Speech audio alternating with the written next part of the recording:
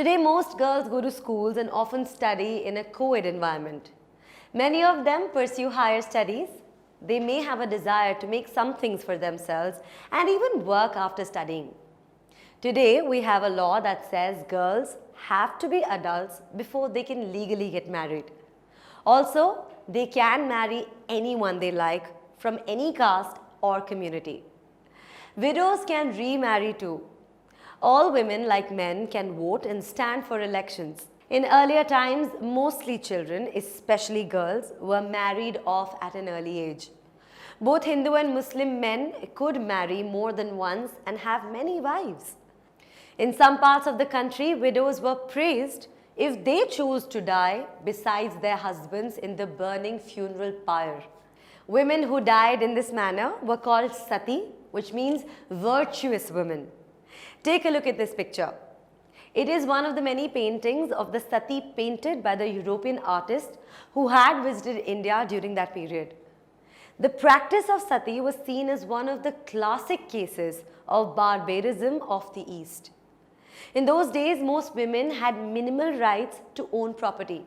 Besides, most women had absolutely no access to education. In fact, it's interesting to know that in many parts of the country, people actually believed that if a woman was given education, she would become a widow. This is just the tip of the iceberg. I have just started narrating to you the problems that were faced by women. If we sit down to discuss this topic, we'll be sitting for the entire day. This being said, our society had one more social issue, and that was of caste system. Now, as you know, our society was divided into 4 distinct castes or varnas. And they were the Brahmins, Kshatriyas, Vaishyas and Shudras. The Brahmins and Kshatriyas considered themselves to be the upper caste. And after that, we had the traders and moneylenders who were referred to as Vaishyas. And lastly, we had the peasants and artisans such as weavers and potters who were called the Shudras. At the lowest rung were those who worked to keep the cities and the villages clean, or did jobs that the upper caste considered to be below their dignity. The upper caste also called many of these groups who were at the bottom as untouchables and thus treated them inhumanly. They were not allowed to enter temples, draw water from the same wells as the upper caste, or bathe in the ponds which were reserved for the use of the upper caste. They were seen as inferior human beings and treated very badly. Now let us take a look at this picture here. It represents the hook swinging festival.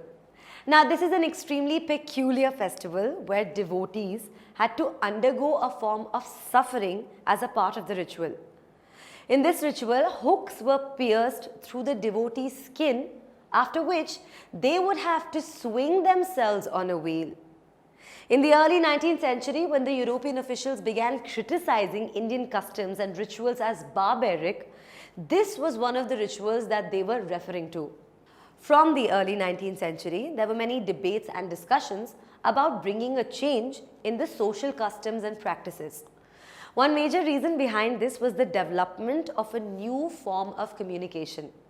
This was the period when books, newspapers, magazines, leaflets and pamphlets were being printed for the first time. These were far cheaper and far more accessible than the earlier manuscripts. Therefore, everybody could read these. Many of them even started expressing their ideas in their own languages. All kinds of social, political, economic and religious issues could now be debated and discussed upon by men and sometimes by women as well. These discussions could reach a wider audience and could bring about a social change. These debates were often initiated by the Indian reformers and reform groups. One such reformer was Raja Ram Mohan Roy, who lived between 1772 and 1833. He founded the Reform Association called the Brahmo Sabha, which later came to be known as the Brahmo Samaj in Calcutta, that is the present-day Kolkata. People like Raja Ram Mohan Roy are called as reformers because they felt that changes were necessary in the society and unjust practices needed to be removed from the society. Also, it is noteworthy that the momentum for reform had also gained strength. Now, apart from sati and widow remarriage, there was another social custom that was under the reformist radar, and that was child marriage. Take a look at this picture. Here you can see a child bride somewhere at the beginning of the 20th century. Did you know that even today, more than 20% of the girls in India are married below the age of 18 years? There were a number of Indian legislators in the Central Legislative Assembly who fought to make a law that would make a child marriage illegal. In the year 1929, the Child Marriage Restraint Act was passed without much of a debate. This is interesting to note because none of the earlier laws were passed without bitter debates and struggles. Now, according to this act, no man below the age of 18 and no woman below the age of 16 could marry. Subsequently, these limits were raised to 21 for men and 18 for women. From the early 20th century, reformers formed political pressure groups that would propose laws for better health and education for women.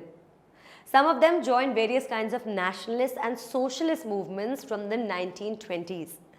In the 20th century, leaders such as Jawaharlal Nehru and Subhash Chandra Bose also supported the women's cause for equality and freedom.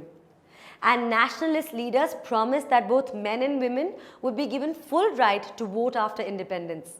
However, until then, they asked women to concentrate on the anti-British struggles to achieve independence. So where we see women today, the power, the freedom that they have today came through several movements and reforms. And with that, we have come to the end of the first video on women, caste and reforms. When we meet next, we shall be discussing about the caste system in our society, which was equally appalling. Until then, see you. Bye. Tutormate. For more amazing video lectures, download the free app on Apple App Store or Google Play Store